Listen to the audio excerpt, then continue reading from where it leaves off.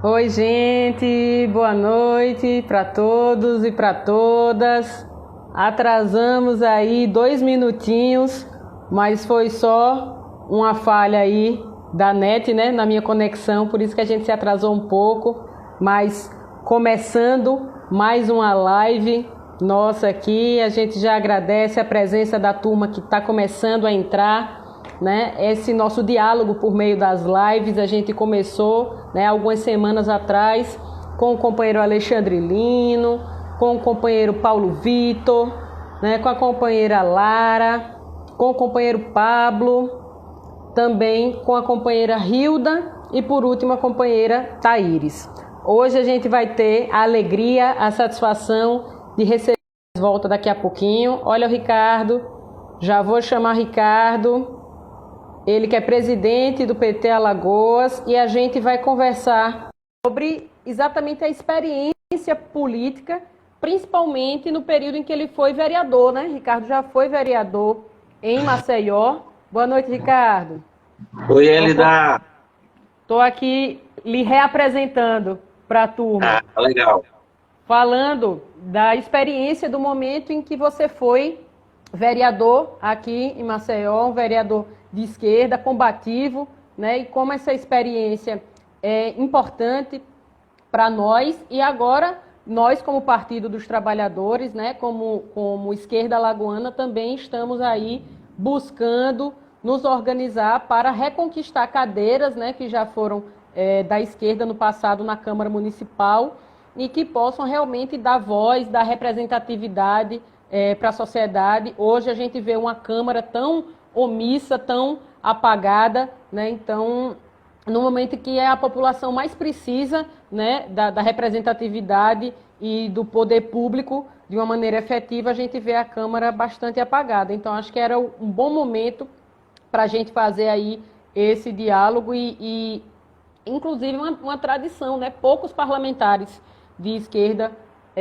na nossa sociedade, no nosso estado. Eu queria até que você comentasse também um pouco sobre isso, mas principalmente nos contasse essa experiência. Como é ser vereador, como é ser vereador de esquerda num estado tão difícil, tão conservador como é Alagoas, ainda mais no momento em que a política, para além de estar desacreditada, hoje em dia é repulsivo, né? As pessoas não querem mais saber disso, acham que a política está afastada aí da sua vida real, mas nada mais real do que a definição dos rumos das nossas vidas que são tomadas na política. Eu acredito que a tua fala pode ser bastante estimulante, pode trazer aí esses elementos para a gente contribuir no fortalecimento desse debate, na democracia que ainda precisa ser tão fortalecida no nosso país, no nosso estado e no nosso município. Então, boa noite, desde já o meu abraço, meu agradecimento, a satisfação estar conversando com você.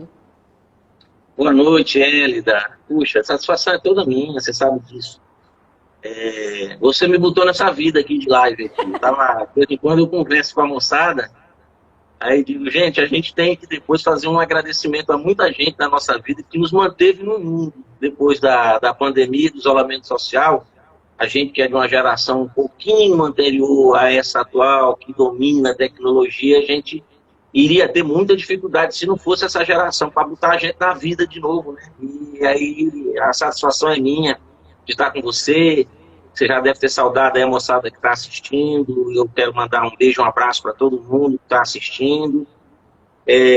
Lamentar mais um dia, né, de mais mortos. Lamentar a gente ainda está subindo a ladeira íngreme, né? A gente ainda não chegou ao pico, não achatou a tal curva. Alagoas também, né, subindo bastante, né, os casos, o número de mortos. 177, você viu? 177, né? E o pior de tudo é que a gente estava, pelo menos, né, o governo, né, adiou o decreto do isolamento social, das medidas restritivas, tentando ver se a gente consegue chegar até a inauguração do Hospital Metropolitano, até a liberação de novos leitos, sem colapsar, né? Sem colapsar o sistema de saúde, mas nós já temos aqui algumas unidades hospitalares, tanto na rede privada quanto na pública, já colapsadas, né? E a gente não chegou no pico, estava previsto ainda para o dia 15, 20 de maio, e eu acho que esse pico, não sei, vamos torcer que tudo dê certo, mas o que importa para a gente nesse momento, né, é cumprir a única determinação que nos faz um pouco mais seguros, né, tanto nós como os nossos próximos, que é o isolamento social, né, tomar todo cuidado aí, enfim. Mas, entrando especificamente no assunto, primeiro eu quero resgatar um pouco, você tratou aí uma questão da esquerda e da ocupação de espaços, e de fato, há muito a desejar da ocupação do espaço da esquerda, no que se refere aqui à Câmara Municipal de Maceió. Já houve uma ocupação de espaço bem maior, a esquerda foi muito mais representativa do que é hoje. Hoje é zero. Hoje é zero. Já teve 2 cadeiras, em vários momentos. Já teve 2, mas eu volto um pouco mais no tempo, Hélida. Eu tô com 50 já, e a minha militância, ela iniciou muito novinho, eu comecei com 16 para 17 anos, já no movimento estudantil, não me lembro, na época em que eu era do movimento estudantil, aqui em Alagoas, em Maceió, no SESMAC, a pancadaria que foi aquela mobilização estudantil, não sei se você já ouviu falar do SESMAC, luta contra o aumento de mensalidades, isso foi por volta da década de 80, final da década de 80, 87, né? Final da década de 80, 88, e a gente contava com uma bancada na Câmara de Vereadores de Maceió que dava uma força tremenda. No dia em que a gente fez uma ocupação... Quantos, Ricardo? Você lembra? Olha, tinha Freitas Neto, tinha Jared Viana, Edilberto de Cianelli. Dessa época, né? Isso que eu me lembre, mas era uma representação interessantíssima de vereadores. Naquele período da redemocratização? Isso. Né? A gente tinha, até na Assembleia mesmo, Assembleia Legislativa, Eduardo Bonfim, Selma Bandeira, né? Figuras, né, da esquerda, né, que ocupavam espaços no parlamento. Era interessante isso. Passou o tempo, em relação ao próprio Partido dos Trabalhadores, já houve um período em que o PT teve, se não me engano, 3 mandatos, né? Mas sempre na Assembleia Legislativa já chegou a ter 3. Né? Vereador, na geralmente, Câmara só 2, né? Quando eu me elegi vereador, né? Já não havia vereadores do PT. Eu não me elegi vereador pelo PT, eu me elegi vereador pelo PSOL, um partido de esquerda, óbvio que elegeu 2 vereadores na época, a Heloísa e eu, mas o PT não elegeu ninguém já na minha eleição. Isso foi em 2008, né? Isso. No mandato. Mas sabe o que é interessante, 2009? Ricardo? Nessa época, a legislação eleitoral ela era diferente do que é hoje. Né? Hoje não pode mais coligação na proporcional. Nessa eleição de 2008, a chapa que o PT fazia parte elegeu 2, junto com o PDT. Paulo e Anitta. O Paulo e Anitta. Os mais votados foram do PDT, né? Aí a gente foi chorar nossas pitangas aí internamente, mas a esquerda conseguiu conquistar 2 cadeiras, só não fez a tática eleitoral mais adequada para ficar com essas cadeiras. Exatamente. Mas voto a gente tem. Já não tinha, né, quando eu entrei, e aí depois eu saí do PSOL, entrei para o PT, mas não fui eleito pelo PT, né? Sim. E já depois do meu mandato, parece que o PT elegeu, se eu não me engano, o doutor Kleber Costa. Não sei se foi nessa sequência, né? Uhum. E depois foi o último vereador do PT, né? E eu não sei, eu acho que nós já estamos já a uma legislatura, e mais essa, né, que está terminando, sem representação. E agora, né, sem nada da esquerda. Nada. E quando a gente fala da esquerda, dos partidos tradicionais, da luta da esquerda, identificados com a esquerda, como o PT, como o PCdoB, como, por exemplo, na minha época tinha o Marcelinho Malta, que era vereador do PCdoB. PCdoB. Né? Então ali tinha PSOL, tinha PCdoB, depois eu fui pro PT, passou a ter PSOL, PCdoB, PT, na Câmara, né? E agora a gente está mesmo precisando, Hélida, precisando recuperar esse espaço. É um dever político nosso. Depois eu entro na parte do papel do vereador, o que é ser vereador, porque a disputa política, né, na sociedade é também a disputa de hegemonia, ocupação de espaços, né? A gente não Acompanhamento pode... do orçamento, né? Claro. Não, e O a assunto é ocupação sério. a ocupação de espaço mesmo na sociedade civil, aquela tese de Gramsci mesmo. A gente tem que estar na correlação de forças, disputando no parlamento, na Câmara, na Assembleia, no Congresso, né? Nas organizações sociais. A gente tem que estar disputando, a esquerda tem que ter presença. Porque quando a gente não está presente, é pior. Olha o exemplo que é para a gente, depois eu volto para esse assunto da vereança, que é ter um mandato na Câmara dos Deputados, como nós temos. Eu não falo nem o PT, como nós, da esquerda alagoana, os trabalhadores e trabalhadoras alagoanas, temos o deputado Paulão. Olha a importância que é. Verdade. A gente ter um deputado, são 9 deputados federais, nós temos um deputado que é ligado, né, historicamente às lutas da classe trabalhadora, a questão dos direitos humanos, e olha a importância do mandato do Paulão.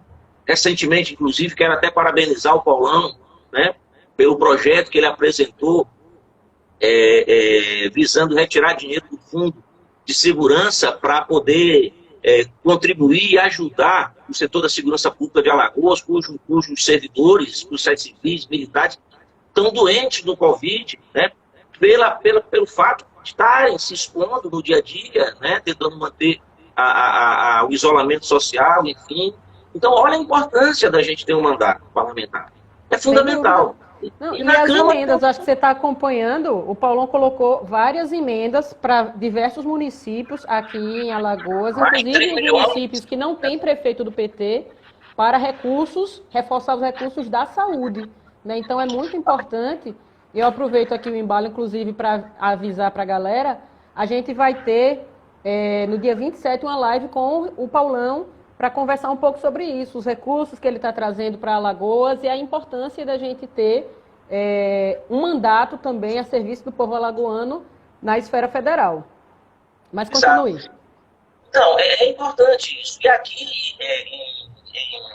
em Alagoas, Maceió, por exemplo, a gente precisa resgatar, né, esse espaço. Porque quer queira, quer não, um mandato, né, da esquerda já é suficiente para que esse mandato, cumprindo o seu papel, né, que foi a minha experiência, por exemplo, de 2009 até 2012, ele já faz com que a correlação de forças na Câmara, um mandato apenas, já altera drasticamente.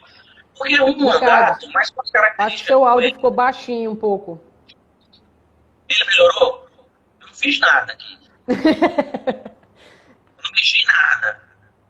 Ficou mais baixinho, mas dá para lhe ouvir. Aconteceu isso numa live comigo. Eu também, com o Chico de Assis, ficou baixinho, mas tá dando para ouvir. Tô lhe ouvindo, prossiga. Pede para a moçada também dizer se está me ouvindo direito aí, quem estiver assistindo. Então, um mandato de um vereador na Câmara Municipal de Maceió faz uma diferença danada, porque nós da esquerda, que temos um compromisso mesmo com a esquerda, nós somos muito chatos mesmo com a questão do que tem que ser destinado para o público, para o coletivo. É muita fiscalização, a gente exige transparência, a gente faz denúncia, entendeu? Então é importantíssimo isso.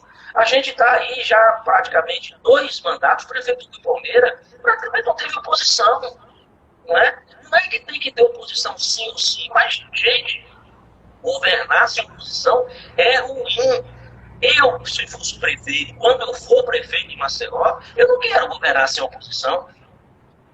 É fundamental. É um exercício democrático, né? Fiscalizado, e outra, a oposição fiscaliza, a oposição cobra, a oposição exige que você preste contas. E a gente teve aí praticamente 2 gestões na tua legislatura, na Câmara Municipal de Maceió, onde praticamente a gente não viu ninguém se levantar, todo mundo se levantou contra tudo aqui, os vereadores, né, falaram de tudo. de um todo.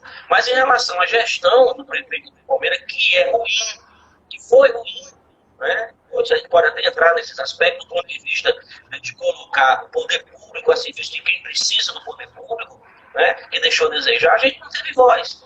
Então é muito importante que agora, em 2020, a gente recupere os nossos espaços. E essa oportunidade, ela está dada pela conjuntura, está dada pela realidade da qual nós estamos vivendo hoje. Essa eleição, ela vai ser uma consulta popular. Vai ser, essa pandemia, ela colocou uma realidade nua e boa para quem antes, para muita gente antes, que a gente dizia era mera abstração. Era mera abstração. Defesa do SUS, Estado forte, investimento em políticas públicas. E eu não recrimino as pessoas, de uma maneira geral, que escutam esses discursos nossos, né, muito às vezes ideologizados, e que entra por aqui, sai por aqui, e a pessoa acha que é uma abstração, que isso aqui não é. Mas agora não, agora é uma realidade, a realidade está se impondo de uma forma brutal, né? Eu comparo, às vezes, por exemplo, com a morte. A gente não tem que parar o tempo todo para estar preocupado com a morte. A morte é uma realidade, mas a gente não se preocupa com ela, porque sabe que uma ou outra ela vem, nós somos seres humanos, nascemos, de viver e vamos morrer. Mas quando a morte chega, é que a gente vê mesmo que ela existe, né? Que ela se transforma para a gente numa realidade, né? Não é mais uma abstração, não só acontece com os outros, né? Acontece com a gente também. Então foi isso que essa pandemia fez. Ela botou tudo numa realidade muito cruel, um choque de realidade que essa pandemia fez. Então agora, eu tenho certeza absoluta que quando a gente fala assim, gente, olha, vamos defender o SUS, a moçada sabe o que é a importância de defender o SUS. Quando a gente diz assim, olha, tá lembrado daquela PEC que a gente dizia que era a PEC da morte, que a gente dizia que era um absurdo, que era uma abstração para muita gente, foi difícil a gente convencer, até mesmo gente ligada a gente, do nosso meio, até do nosso meio social, né, de que aquilo ali era uma PEC da morte, não podia ser aprovada, né? Mas olha só o que é a PEC da morte. A PEC da morte, a emenda constitucional 95, onde iniciou gastos, né? Eu não digo que é gasto, eu digo que é investimento. Investimento, sem dúvida. Em setores primários, né? Do nosso orçamento, como a saúde, vamos tratar aqui da saúde, por 20 anos. Por 20 anos a gente não pode gastar, o país, o governo não pode investir na saúde. Isso foi aprovado em 2016, essa emenda constitucional. Gente, nós estamos numa pandemia que está arrasando com tudo. Nós estamos numa pandemia que as pessoas estão morrendo em torno de 4 a 7 dias depois de encontrar o vírus. Nós não sabemos aonde isso vai parar. Nós estamos com dificuldade até para os nossos profissionais da área de saúde, de EPIs, de respiradores para os pacientes. E nós não podemos, o governo federal tem uma lei que proíbe ele de gastar, de investir na saúde pública até 2036. 2036, ano de 2036. Gente, não é brincadeira. Né? Se a gente estava, né, digamos assim, num caminho, né, para não estar preparado para uma pandemia, mesmo não fazendo nada que foi feito, ou seja, a emenda, o desmonte do Estado, né, a desconstituição de direitos, enfim. Se a gente tivesse no Estado que estava sem o que foi feito, já estava difícil para a gente. Já estava difícil para enfrentar a pandemia. Ainda mais depois que foi feito. Ainda mais depois que foi feito. E faz toda a diferença, Ricardo. Eu tenho acompanhado aí os diálogos que você tem mantido por meio das lives, né? Tenho realizado também algumas lives e é uma experiência que a gente já sabia de toda uma caminhada, de toda uma militância, mas a gente percebe que quando isso se coloca na prática, a gente chega a tomar um susto, né? E eu até postei sobre isso essa semana, porque essas mortes que elas estão ocorrendo, elas não estão ocorrendo com um fluxo natural. Entende? Elas não estão ocorrendo unicamente por força da pandemia, mas também pela ausência, pela omissão e até pela ação contrária e equivocada de muitos segmentos do serviço público, do poder público. Né? Então, a gente percebe que quando tem um município ou um estado que estava com um desenho, vamos dizer assim, administrativo diferente, a evolução da doença se comporta também de uma maneira diferente, né? Então, a gente percebeu na conversa com o companheiro Quaquá, lá do Rio, que eu acompanhei, né, a live de vocês, com o companheiro Zé Cícero e com outros exemplos de outras cidades, de outros estados, que quando você tem um município que tem programa de renda municipal, né? Programa municipal de renda básica. Quando você tem um município que investe recursos próprios na saúde ou busca, né, o diálogo com outros setores, como o próprio parlamento, né, que pode colocar emendas. Quando você tem concurso público, que era o caso do Zé lá em Api, que é um companheiro prefeito petista, que já tinha concurso público para assistência social e para saúde. O que foi que ele fez no momento emergencial? Chamou os concursados e reforçou o serviço público. Os municípios que já tinham o Programa Municipal de Renda Básica utilizaram essa logística de cartão de saque, de cadastro único, para garantir de maneira efetiva, ágil, né, e sem aglomeração em filas, esse auxílio que é, de fato, emergencial, é para comida. Não pode esperar meses, não pode esperar semanas, porque isso gera mais doença, né? E os outros países do mundo também tiveram medidas de auxílio emergencial, mas não tiveram esse retrato aí de filas, né? E de o governo se tornando um problema dentro do problema. Então faz toda a diferença um poder público preparado. E eu digo mais, ainda bem que antes desse desgoverno do Bolsonaro, existiam governos petistas de Lula e Dilma, que aí a gente tinha cadastro único para saber quem é a população que precisa do auxílio, né, de uma forma mais célere, e a gente tinha principalmente as reservas financeiras. Foi o superávit do governo do PT que garantiu que a gente pudesse aprovar o que eles estão chamando de orçamento de guerra. Então, faz toda a diferença o perfil de gestão, o perfil de executivo e de parlamento, e é importante que a gente leve esse recado para a população, para que a gente possa refletir junto sobre isso e tirar da pandemia lições que a gente possa levar por toda a vida. É por isso que eu disse que essa eleição de 2020, como você acabou de falar, vai ser uma consulta popular. Porque nós vimos de um governo e de uma forma de governar inclusiva, fortalecendo o estado de bem-estar social, preparando o Estado para atender a sua população mais vulnerável. O Estado existe para isso, gente. O Estado existe para proteger os mais fracos. O Estado não é para proteger os mais fortes, mas aqui no Brasil, quem defende a política neoliberal acha que o Estado é para proteger os mais fortes. Mas vamos deixar isso para lá. A gente vinha montando o Estado, quase 16 anos a gente vinha trabalhando nisso, até o golpe, né? Até a interrupção desse tipo de governo, de forma violenta, golpista, ilegal, inconstitucional, para desmontar o Estado a serviço de uma política neoliberal, a serviço de uma política de privilegiar a renda, enfim. Mas não fosse o que a gente construiu nos períodos de governo do PT, nós estaríamos muito piores para enfrentar. Então, isso vai ser, talvez, o nosso mantra. Nós temos que insistir nesse debate em 2020. Porque eles não vão querer fazer esse debate em 2020, tipo assim, vão querer dar uma pulada na história e do tipo, não vamos politizar a pandemia, não vamos politizar o coronavírus, tem muita gente morrendo. Nós não queremos politizar o coronavírus, não. Mas que o coronavírus, ele deixou bem claro que existem dois projetos, do ponto de vista geral, que pode ser colocado para a sociedade brasileira. Um que vinha sendo feito e que foi interrompido e o que passou a ser feito depois que esse projeto foi interrompido, que a sociedade vai poder optar agora em 2020. Que tipo, né, de parlamentares, de vereadores, de prefeitos, de gestores, eles vão querer agora eleger em 2020. E nós vamos ter que fazer esse debate, porque essa pandemia colocou tudo em pratos muito bem limpos. A gente vai viver, agora eu vou entrar nessa questão, voltar, né, na questão que a gente estava tratando da Câmara.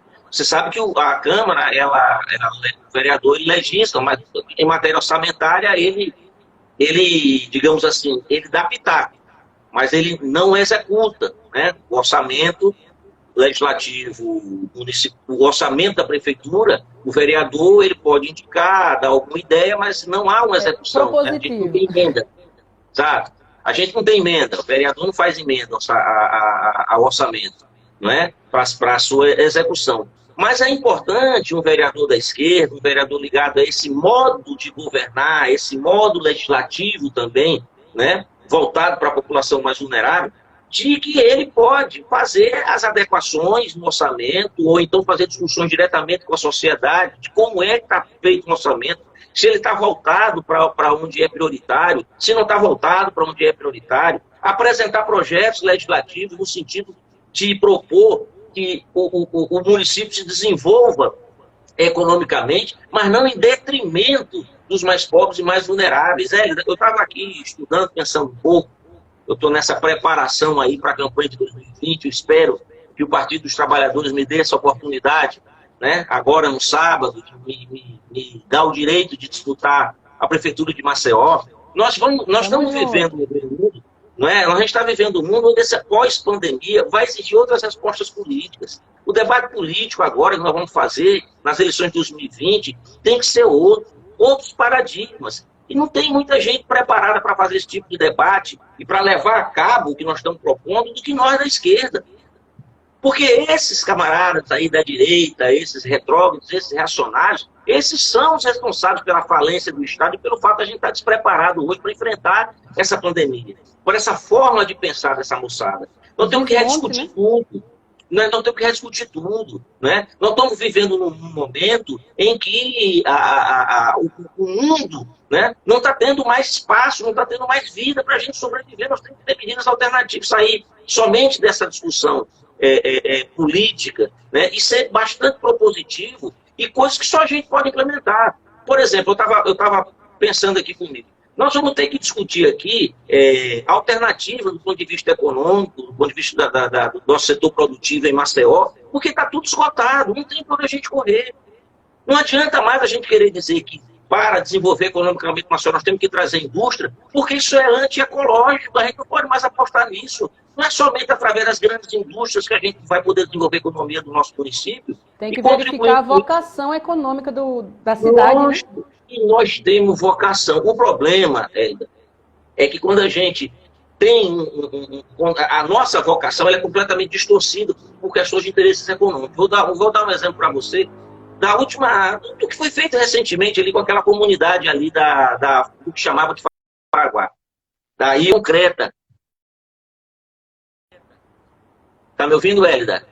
Tô ouvindo, é porque me ligaram aqui, eu tive que recusar. Tá. Uma experiência concreta que eu tive quando eu fui vereador, que eu dei uma batalha, gente, campal, junto com o pessoal que estava comigo, eu me lembro do Marco, que você conhece bem, pessoal da minha assessoria, em relação à não retirada daquele pessoal da favela do Jaraguá. Mas o que acontece? O que acontece? Ali é uma comunidade, gente. Uma comunidade pescadora. Ali se pesca, se traz o peixe, se vende o peixe, tem as marisqueiras, tem a parte do turismo ali envolvida. Mas quando se quer desenvolver economicamente algum setor, o que eles fazem? Pega a população de origem, a comunidade, tira, joga lá para longe do seu local de trabalho e implanta ali um comércio, um negócio, um turismo, seja lá o que for, mas voltado para interesses econômicos, para grandes empresários, para o grande setor turístico, para a especulação imobiliária. Então esse é o problema, a gente não aproveita a nossa vocação. Não aproveita. Por que para se fazer o que se fez na favela do Jaraguá, né? Porque agora está tudo bonitinho. Pode ir lá. Está tudo construído, é tudo de alvenaria, tem saneamento, tem quem, né? Para se fazer isso, tem que tirar quem mora lá. Por que não se faz isso com as pessoas morando lá? Por que não se faz o saneamento? Por que não se faz a limpeza urbana? Por que não se coloca o serviço público da prefeitura com os moradores que já eram moradores antes lá? Não, tem que tirar. Faz aquela limpeza social. Tira a moçada de lá, aí sim. Depois que a moçada sai, aí faz tudo bonitinho. Faz saneamento, faz limpeza urbana, constrói coisas bonitas, requalifica tudo. né? Aí temos exemplo agora aqui da nossa Orla Lagunar, que é mais vocação do ponto de vista produtivo, de a gente desenvolver ali um projeto na nossa Orla Lagunar, não é? Um projeto que envolva o marisco, o sururu, que é uma vocação muito nossa, né? Sururu lembra Lagoa, lembra Maceió, no mundo todo, no Brasil inteiro, né? Então ali vai, se requalifica aquilo ali, gente, dá condições de humanidade, aquelas casas ali, muitas vezes não tem nem banheiro, a moçada faz a sua necessidade dentro de saco e joga na lagoa. E não é porque é pouco higiênico, não. Eu quero ver quem é que consegue sobreviver numa casa sem banheiro. Vai morar numa casa sem banheiro, vai morar lá na frente da sua casa, ela é cheia de lama, e você dá um passe e pega um monte de bicho de pé, porque a prefeitura não faz limpeza, porque a prefeitura sequer recolhe as cascas do sururu que a moçada produz lá e coloca para recolher, a prefeitura não recolhe. Isso é uma falta de responsabilidade com o povo, que é pobre, mas que eles sim são uma vocação para a gente sair da crise, para a gente ter alternativa do ponto de vista econômico e turístico. Mas, né, o atual prefeito, os outros prefeitos que já passaram pela prefeitura de Maceió, não vê isso. Ele não vê o pobre. Eu uma vez ouvi um discurso lindo do Lula, você deve ter ouvido também, quando ele dizia, né? O povo não é o problema do Brasil, o povo é a solução. É a solução. É a solução. Né? Então, o povo da beira da lagoa é solução do ponto de vista econômico. O povo das comunidades pesqueiras é solução do problema de vista econômico. As nossas rendeiras são solução do ponto de vista econômico. Os nossos pequenos comerciantes, os barzinhos, enfim, os nossos artistas. Enfim, acontece que o modo de pensar, né, desses administradores, desses parlamentares, é um modo de pensar caduco. Não tem mais espaço para os nossos dias de hoje. Está caducado isso, o mundo está acabando, essa moçada tem que entender isso. Temos que pensar de formas alternativas. Né? E só nós da esquerda, só nós que temos essa visão de que tem que envolver o povo, tem que ser inclusivo, tem que ser democrático, tem que ser transparente. Hoje a defesa do meio ambiente é uma bandeira que só nós da esquerda podemos pregar. Você sabe por quê? Porque a defesa do meio ambiente, se você defende o meio ambiente, você está indo de encontro aos empresários que não respeitam a produção com baixo carbono. Eles querem mais estar poluindo o planeta, porque aí seus lucros aumentam. Então é por isso que só nós da esquerda temos condições hoje de ter um programa que seja um programa alternativo, que dê condições de vida, esperança de vida, porque o mundo está acabando, vítima dessa usura capitalista que a gente até então tem visto, pelo menos aqui na nossa cidade, sendo representado por várias e várias gestões de prefeitos, que por aqui já passaram, inclusive esse que está saindo agora aqui. Antes só de fazer uma observação, eu queria só fazer uma observação. E esse vai ser um ponto que eu quero discutir se eu for candidato a prefeito de Maceió. Uma denúncia que eu quero fazer, que eu já estou começando a fazer agora. Gente, nessa crise ecológica que nós estamos passando, nessa necessidade que a gente tem de adaptar as nossas cidades, né, para ter soluções, fazer uma transição democrática, né, de forma sustentável, o nosso plano diretor está caduco, velho. O nosso prefeito passou 2 mandatos, 8 anos na frente da prefeitura de Maceió. Não revisou o plano diretor de Maceió, que é de 2005, era para ter sido revisado em 2015, nós estamos em 2020. O prefeito vai sair da prefeitura e não revisou o plano diretor de Maceió. Não teve um vereador que apresentasse aí uma denúncia contra o prefeito, inclusive com um crime de responsabilidade, porque é dever do prefeito fazer a revisão do plano diretor de Maceió. Mas, se não fez até aqui, quero dizer, viu, Eda, é bom que o prefeito do Palmeiras saiba, se ele não fez até aqui, que deixe, que vá embora da prefeitura, porque, sinceramente, o próximo gestor, que eu espero que seja um gestor do pensamento como a gente defende, um gestor de esquerda comprometido com o meio ambiente, eu espero que seja você. Revisar esse plano diretor, adaptando ele ao mundo novo que a gente precisa ter hoje, para a gente, para os nossos filhos, netos, enfim. Não, e essa discussão do plano diretor, ela é fundamental. Eu baixinho de você para mim. Eu acho que você colocou alguma coisa por cima, talvez, da sua captação de áudio, do seu microfone. Olha aí se não tem um livro, um caderno, porque está bem baixinho mesmo. E teve alguma posição que você fez? Eu aumentei ao máximo aqui o som. não tem nada em cima. Tá. Essa discussão sobre o plano diretor, ela é fundamental. Porque quando ela não acontece, como existe hoje esse vazio, entre aspas, proposital, acontece o que a gente está percebendo agora. Lá no litoral norte, por exemplo, a gente tem a especulação imobiliária deitando e rolando, construindo os grandes prédios chamados espigões, né, que vão necessariamente nos causar transtornos, nos causar problemas em relação à agressão ao meio ambiente. A agressão à natureza não é sustentável você colocar um prédio na praia, na areia da praia, e não precisa ser engenheiro para perceber isso, né? E aí... Só para eu não me esquecer, Sim. porque quando está muito baixinho para mim, eu estou lendo muito dos teus lábios. O meu medo é esquecer o tema que você está falando, então já quero aproveitar para tratar desse assunto específico que você acabou de colocar aí, uma lembrança que me ocorreu. Eu era vereador, né, na minha gestão, quando eu fui vereador do Maceió, quando estava iniciando a construção daqueles espigões da linha de Jacarecica. Eu formulei uma denúncia junto ao Ministério Público Federal. Fiz audiências públicas na Câmara de Vereadores.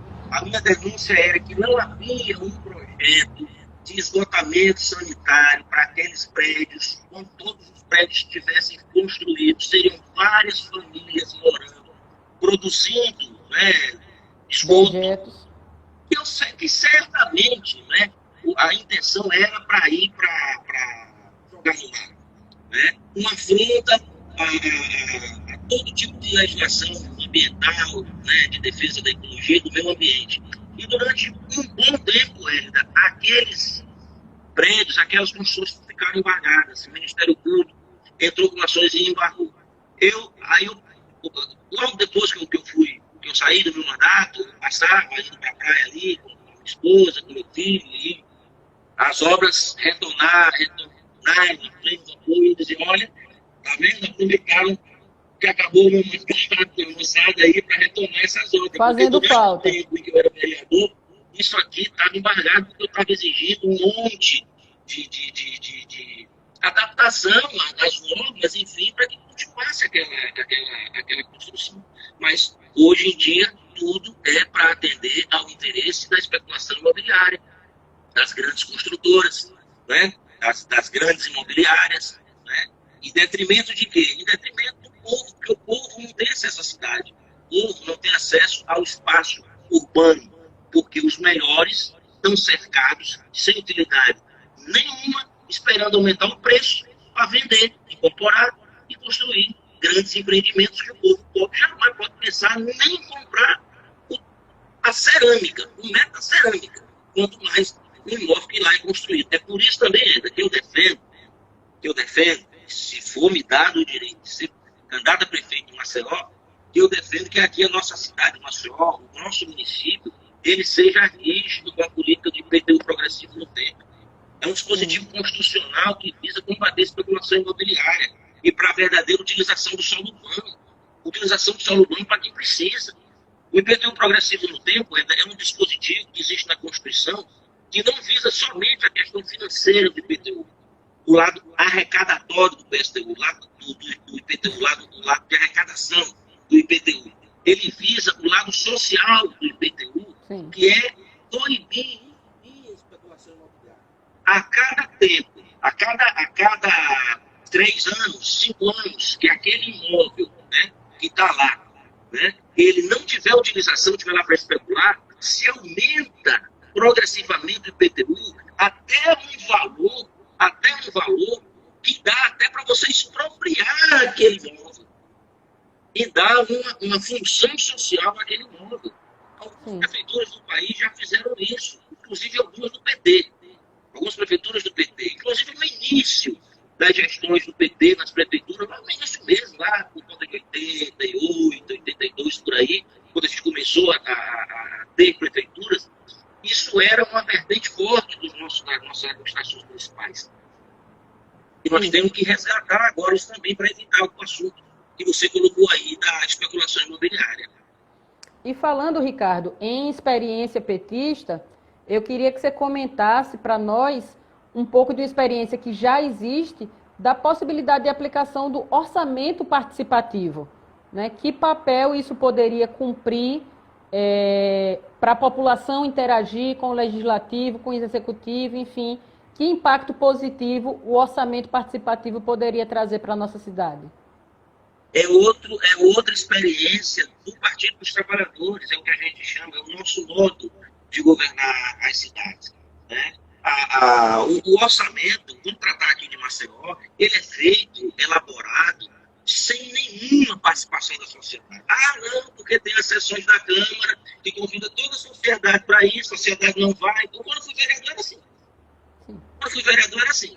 E tinha vereador que dizia, olha aí a Câmara, está vazia, a sociedade não veio para discutir o orçamento. Aí eu pergunto, para quê? Para quê? Para referendar, homologar um orçamento cuja elaboração não partiu dos anseios das comunidades, não foi discutido nos bairros, não partiu da necessidade concreta, né, do morador de Maceió, onde quer que ele more. Para quê? Esse orçamento que é discutido aqui em Maceió não é democrático, não tem participação da sociedade nenhuma. O que é feito na Câmara de Vereadores é um teatro, é um pragmatismo para cumprir, saudar a bandeira, dizer que teve a participação da sociedade e se levar a cabo um orçamento que não foi discutido por ninguém. Se fosse, não tinha muitos absurdos que a gente vê no nosso orçamento. A falta de prioridade nas ações que precisam ser feitas nas comunidades que mais precisam. Por que a limpeza urbana é feita em alguns bairros e em outros que é necessário que ela seja feita na população? É mais carente, mais vulnerável, não é feita. Não é? Por que é que nós só temos 30%, um pouco mais de 30%, né, de saneamento do ponto de vista de esgotamento sanitário? Estou falando da água, estou falando de esgotamento sanitário. Pouco mais de 30%, e quando você vai ver onde existe esse esgotamento sanitário, onde é? Nos bairros, no setor da sociedade de classe mais alta. Não é? Então, isso é participar. Esse orçamento é democrático? Não, eu tenho uma absoluta certeza que se o pessoal, se esse orçamento fosse discutido lá na beira, da beira da lagoa, né? Lá nos bairros mais periféricos, a moçada ia chegar lá para o gestor, né, e os seus técnicos, que é o que a gente vai fazer, e chegar e dizer assim, olha, no meu bairro aqui não tem orçamento, eu quero X, né, de investimento aqui no meu bairro, quero que você receba X do orçamento para saneamento no meu bairro, esgotamento sanitário. E outra, realizar esse orçamento também. Não adianta só fazer orçamento participativo. Não adianta Uma só peça a gente fictícia. envolver, sabe? Não adianta a gente só envolver a sociedade para fazer orçamento. Eu tenho que realizar o orçamento. Para isso nós temos que ter o quê? Fiscalização. E para isso nós temos que ter o quê? Parlamentares. Parlamentares, vereadores. Os mecanismos de cobrança, né, de controle social. Controle social. Que o controle social seja exercido através dos vereadores. E não obstante que o orçamento participativo envolve diretamente o gestor, o prefeito e a sua equipe com a comunidade. É ela que vai dizer o que está precisando, onde é que não tem luz, onde é que não tem esgotamento, onde é que precisa fazer uma reforma de uma praça, onde é que precisa de uma praça, não é? E, enfim, é esse modo petista de governar que nós vamos debater, com certeza, sobre outros paradigmas que vai convencer, eu tenho certeza absoluta, vai convencer muito maceioense a mudar o seu ponto de vista e os seus paradigmas até então. É isso, Ricardo. A gente está caminhando aí para o final do nosso bate-papo. Quero aqui rapidinho só agradecer a galera que entrou, que interagiu, né? Foram muitas pessoas, mas eu vou dar uma passadinha aqui rápida. A gente teve o Juninho, a gente teve Cíntia, Simone, Carlos Alves, companheiro urbanitário, Alisson, Tanino, Edinaldo, Diogo. Vamos lá? Quem mais? O Paulo Batista, meu padrinho João, Eduardo, Caduzão, Angélica, Sandro Henrique, a turma grande. Então, agradecer a toda a turma que pôde estar aqui acompanhando o nosso bate-papo e dizer que o Partido dos Trabalhadores, que a esquerda alagoana tem proposta para a cidade de Maceió, que o nosso modo petista de governar faz toda a diferença, né? Maceió ainda não teve essa oportunidade de ter uma prefeitura petista, mas cada vez mais a situação mostra, o nosso quadro político, social, econômico, mostra que a nossa capital alagoana precisa dessa experiência petista, com orçamento participativo, né, com voz ativa da população na tomada das decisões. Estou muito contente da gente ter podido bater esse papo. Ricardo, a gente entende a importância do isolamento social, mas sente falta aí dos amigos, né? Muito em breve vai estrear meu programa na TV PT Alagoas, o Sextou, viu? A última sexta-feira de maio estreia. Fique ligadinho aí. E depois eu vou convidar você para tocar um pandeiro no Sextou, viu? Mas quero passar para você fazer aí as suas considerações finais para a gente ir caminhando para o encerramento do nosso bate-papo e novamente te agradecendo por esse momento tão bacana de troca e de aprendizado conjunto. Hélida, eu fiquei com uma carona danada aqui porque eu estava lendo seu lábio mesmo, literalmente, mas eu entendi tudo que você falou. Tá? Ainda bem. Poxa, muito legal essa live com você hoje. Eu quero te agradecer por essa oportunidade. Foi a segunda que nós fizemos, né? E essa de hoje foi sensacional. Tratou de um assunto que eu gosto muito de debater, né? E que é preciso que seja debatido. Eu também quero mandar um beijão, um abração para todo mundo que entrou aí para assistir a gente. E dizer que nós vamos, né, seguir firme levantando essa nossa bandeira, né? Da forma como for possível hoje, né? A gente tem que fazer esse debate através dessas lives, né? Na medida do que é exigido esse isolamento social, mas tão logo isso seja possível para a gente quer estar aí na rua conversando com as pessoas, né? Voltar a fazer as nossas visitas, voltar a fazer, né, as nossas caminhadas, né, de luta, né, que é comum na esquerda, né, na nossa militância, e levar uma mensagem aí de esperança para o povo de Maceió, porque é o que a gente está precisando. A gente está todo dia muita notícia ruim, né, é muita catástrofe, é muito cataclisma, parece que é o apocalipse aí, entendeu? Parece que já estamos chegando no fim do mundo e na verdade não, tem alternativas. Tem como a gente superar isso, tem como a gente viver dias melhores e maravilhosos, felizes. Tem como a gente se reencontrar com a gente mesmo. Basta a gente mudar um pouco o nosso pensamento, os nossos paradigmas.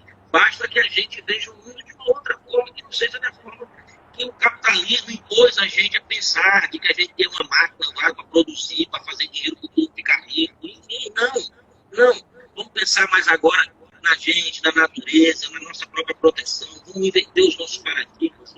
Vamos ser mais democráticos, vamos ser mais transparentes, vamos ser mais inclusivos, vamos amar o próximo, vamos ser mais coletivos, vamos ser mais solidários.